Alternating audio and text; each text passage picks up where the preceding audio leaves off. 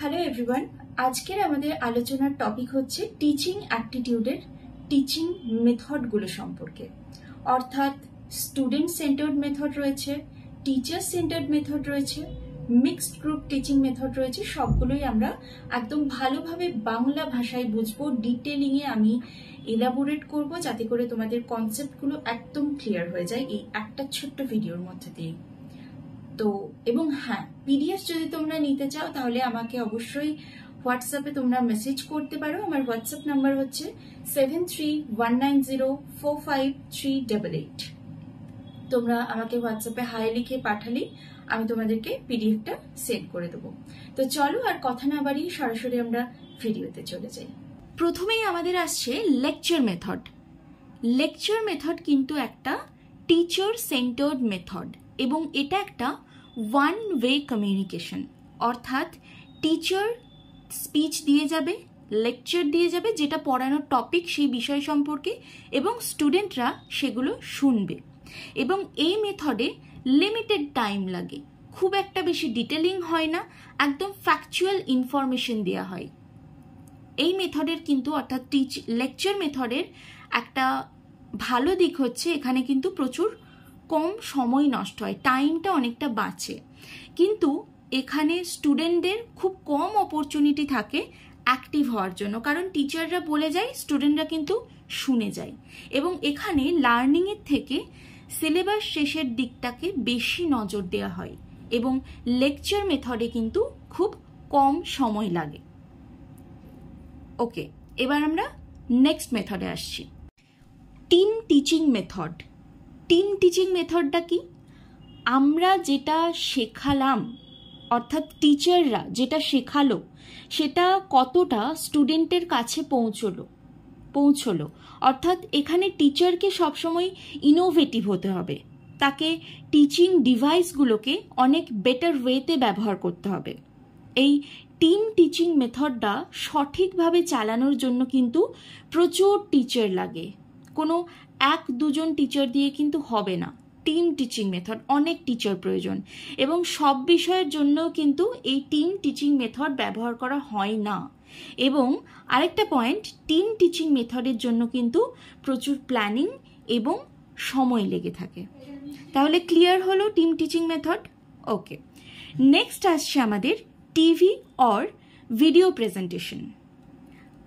কোনো জায়গার অর্থাৎ কোনো ইনস্টিটিউশনের এক্সপার্টদেরকে নিয়ে এনে পড়ানো সম্ভব হয় না সবসময়, বা অন্য কোনো কারণে সম্ভব হয় না, তখন ভিডিও বা টিভিতে দেখানো হয় রেকর্ড অথবা লাইভ করে।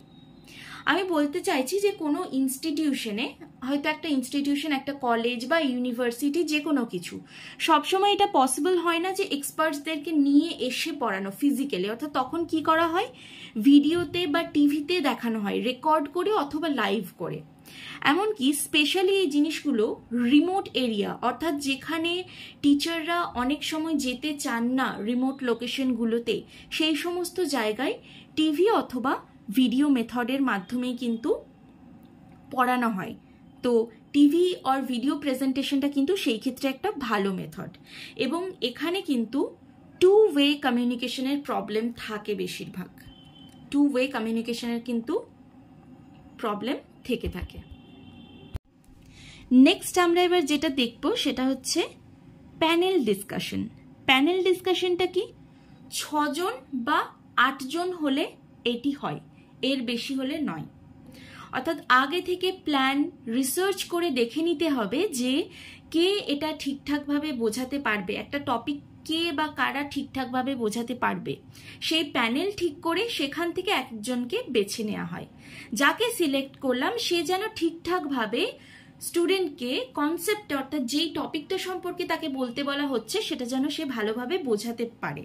এবং এখানে কিন্তু রীতিমতো একদম যারা এক্সপার্ট তাদেরকেই কিন্তু সিলেক্ট করা হয় প্যানেল ডিসকাশনে।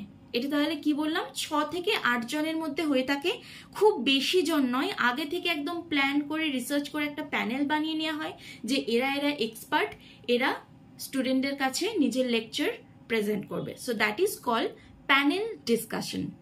নেক্সট আমরা আসছি ব্রেন স্টর্মিং। ব্রেনস্টর্মিংটা কি? ধরলাম যে একটা এক্সাম্পল গ্লোবাল ওয়ার্মিং, এবার এটার উপরে গ্রুপ ডিসকাশন আয়োজন করলাম। এবার সবাইকে বলা হলো মিনিমাম একটা করে সলিউশন দিতে। যত লার্জ নাম্বার ব্যক্তির কাছ থেকে সলিউশন আসবে সেটাই হচ্ছে ব্রেনস্টর্মিং। এখানে কিন্তু একাধিক আইডিয়া দিতে হবে এবং অনেক অর্থাৎ একাধিক আইডিয়ার মধ্যে আমরা একটা আইডিয়াকে সিলেক্ট করে নেব যেটা সব থেকে বেস্ট হবে। এবং এই ব্রেনস্টর্মিং এটা সবসময় ক্রিয়েটিভ হয়, কারণ স্টুডেন্ট বা লার্নার তাদের নিজেদের মতন করে তারা তাদের আইডিয়া দিচ্ছে, তারা তাদের নিজেদের মতন করে এক বা একাধিক আইডিয়া দিচ্ছে। ওকে, নেক্সট আসছে রোল প্লেইং। রোল প্লেইংটা কি? ধরলাম একটা নাটক, একটা ড্রামা ক্লাসে পড়ানো হবে। তো ড্রামাতে ক্যারেক্টার রয়েছে প্রচুর, এক একজনকে আমি এক একটা ক্যারেক্টার দিয়ে দিলাম এবং যে যার যেটা রোল সে সেটা বই দেখে দেখে প্লে করছে, সেটাই হয়ে যাচ্ছে রোল প্লেইং। এবং এটা কি হয়, এটা একটা ড্রামাটিক ওয়েতে হয়ে থাকে, ড্রামাটিক ওয়েতে হয় রোল প্লেইং, অর্থাৎ ক্যারেক্টার করে করে একটা প্লে। কি বললাম, একটা প্লে হয়তো আমি একটা নাটক আমি ভাবলাম আজকে ক্লাসে পড়ানো হবে, আমার এখানে ধরলাম যে 30টা বাচ্চা রয়েছে, আমি প্রত্যেকে এক একটা ক্যারেক্টার দিয়ে দিলাম, প্রত্যেকে এক একটা ক্যারেক্টার দিলাম, সে সেই অনুযায়ী তার মতন করে সেটা দেখে দেখে প্রেজেন্ট করবে, সেই রোলটা প্লে করবে। So that is called role playing. এরপর আসছে ডেমনস্ট্রেশন মেথড। এটা কি? বলছে কোনো বিষয়কে যখন সামনে রেখে এক্সপ্লেন করা হয় রিপিটেডলি, অর্থাৎ আমি যেই টপিকটা সম্পর্কে পড়াচ্ছি সেই টপিকটার কোনো কিছু এনে সেটা দেখিয়ে স্টুডেন্টকে দেখিয়ে ডিমনস্ট্রেট করানো হচ্ছে এবং সেখান থেকে কিন্তু স্টুডেন্ট আরও ভালোভাবে জিনিসগুলো বুঝতে পারবে। কারণ এখনকার সময়ে এই মেথডটা সব থেকে বেশি ইউজফুল, সব থেকে বেশি প্রায়োরিটি দেওয়া হয় ডেমনস্ট্রেশন মেথডকে এবং ভালো করে কিন্তু কমিউনিকেট করা যায় ডেমনস্ট্রেশন মেথডে, অর্থাৎ লার্নিং বাই ডুইং। নেক্সট আসছে এবার আমাদের লার্নার সেন্টার্ড টিচিং মেথডের মধ্যে অ্যাসাইনমেন্টস। অ্যাসাইনমেন্টটা কি? যদি বললাম যে এই এলাকাটিকে সার্ভে করো, কতজন এখানে ক্যান্সার পেশেন্ট আছে, তার নলেজ সে কতটা অ্যাপ্লাই করতে পারছে। ওকে, অর্থাৎ মেন রোলটা কিন্তু এখানে কার?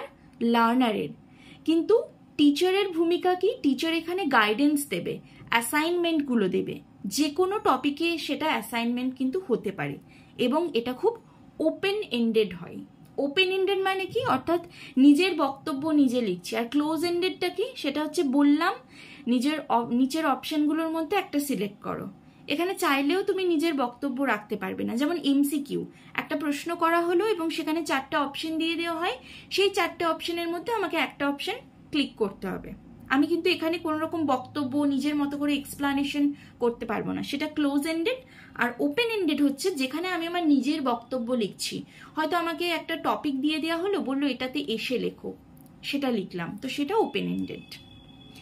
ঠিক আছে, নেক্সট হচ্ছে কেস স্টাডি। কেস স্টাডিটা কি? এখানে একটা স্টুডেন্টের গ্রোথটাকে দেখা হয়, অর্থাৎ তার গ্রোথটা বেড়েছে না কমেছে। একজন স্টুডেন্টও নিজের কেস স্টাডি করতে পারে এবং সাবজেক্টের ভিত্তিতে কেস স্টাডি কিন্তু আমরা করতে পারি। এরপর আসছে প্রোগ্রামড ইনস্ট্রাকশন। যখন একটা স্ট্রাকচার তৈরি করা হয় সিস্টেমেটিকভাবে, প্রতিটা স্টেপের ভিত্তিতে ফিডব্যাক পাওয়া যায় এবং প্রপার একটা ডিসিপ্লিনকে ফলো করা হয় এবং সেই অনুসারে লার্নারদেরকে চালিত করা হয় এবং এখানে লার্নারের অ্যাক্টিভ পার্টিসিপেশন থাকে, রেগুলার ফিডব্যাক থাকে, সেটা হচ্ছে প্রোগ্রামড ইনস্ট্রাকশন। যখন বলছে যে একটা সিস্টেমেটিকভাবে একটা স্ট্রাকচার তৈরি করা হচ্ছে এবং প্রত্যেকটা স্টেপের ভিত্তিতে পরপর ফিডব্যাক পাচ্ছি এবং একটা প্রপার ডিসিপ্লিনকে মেনটেন করে করা হচ্ছে, সেই অনুযায়ী লার্নারদেরকে চালিত করা হচ্ছে এবং লার্নাররা এখানে অ্যাক্টিভভাবে পার্টিসিপেট করছে, তাদেরই অ্যাক্টিভ পার্টিসিপেশন থাকে এবং রেগুলার ফিডব্যাক থাকে, সেটা হয়ে যাচ্ছে প্রোগ্রামড ইনস্ট্রাকশন। এবার আসছে পার্সোনালাইজড সিস্টেম অফ ইনস্ট্রাকশন। এটা কি? ওই যে কিছু কিছু জায়গা আছে যেখানে লার্নাররা নিজেরা সিলেক্ট করবে যে কোন কোন কন্টেন্ট তারা পড়বে, এবং এটা কিন্তু অ্যাডাল্ট লার্নারদের ক্ষেত্রে ব্যবহার করা হয়ে থাকে। এবার আসছে computer assisted learning. Computer assisted লার্নিংটা কি?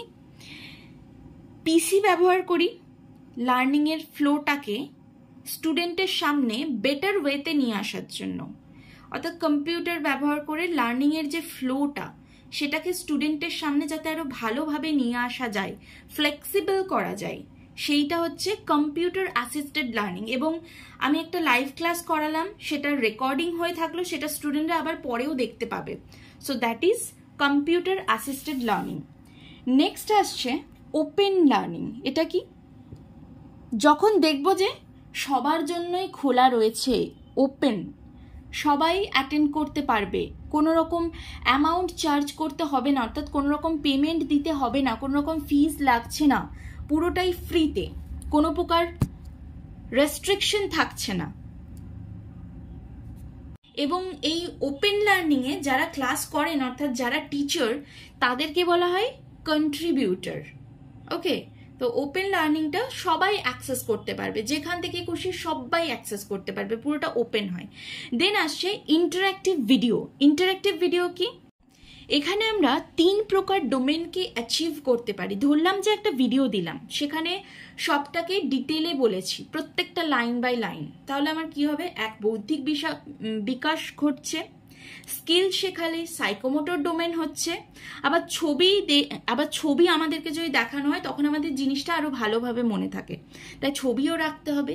কি করা উচিত আর কি করা উচিত নয় সেটা বুঝতে পারবো, কি কি পদক্ষেপ সেটা বুঝতে পারবো, এবং কি কি পদক্ষেপ নেওয়া যাবে সেটা দেখা হবে, ইন্টারাকশন হবে। That is called interactive video.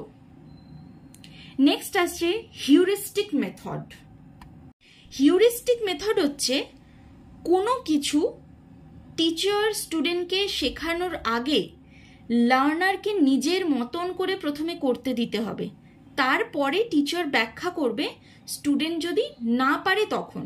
তবে বেসিক জিনিসগুলো কিন্তু টিচার আগে থেকে জানিয়ে দেবে। হয়তো একটা ম্যাথ করতে দিল, টিচার স্টুডেন্টকে দিল একটা ম্যাথ করতে, প্রথমে সেটা তাকে স্টুডেন্টকে লার্নারকে দিতে হবে যে সে যাতে করে সেটা নিজের মতন করে করে। যখন দেখা যাবে যে স্টুডেন্ট সেটা পারছে না, তখন টিচার সেটা হেল্প করবে।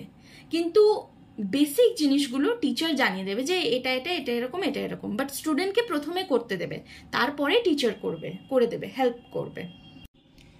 এবার আসছে ডিফারেন্সিয়েটেড ইনস্ট্রাকশন। সেটা কি? অর্থাৎ টিচার নির্ধারণ করে একটা পড়ানোর জন্য টিচার একটা মেথড ব্যবহার করবে না, অর্থাৎ একটা টপিক আমি পড়াচ্ছি, সেটা পড়ানোর জন্য টিচার একটা মেথড ব্যবহার করবেন না, অনেক মেথড ব্যবহার করবে। কোয়ালিটিকে কোয়ান্টিটির থেকে বেশি গুরুত্ব দেওয়া হয়, মাল্টিপল মেথড ইউজ হয়, তার মধ্যে যে ধরনের পড়ানোতে যে মেথডটা ইউজ হবে সেইভাবেই কিন্তু টিচার পড়াবে। অর্থাৎ কোনো রকম একটাই প্রসেস একটাতে পড়ে থাকবে না, বিভিন্ন রকম ভাবে বোঝাবেন, বিভিন্ন এক্সাম্পল দিয়ে বোঝাবেন, বিভিন্ন মেথড ইউজ করে বোঝাবেন। So that is called differentiated instruction. ভিডিওটি যদি হেল্পফুল হয়ে থাকে এবং কনসেপ্টগুলো যদি একদম ক্লিয়ার হয়ে থাকে, তাহলে একটা লাইক করতে ভুলো না এবং কমেন্ট করে অবশ্যই জানাবে। এবং এই টপিকটা নিয়ে, অর্থাৎ এই টিচিং মেথড নিয়ে কিছু PYQs এবং MCQs নিয়ে আসতে চলেছি খুব তাড়াতাড়ি। ততক্ষণের জন্য টাটা।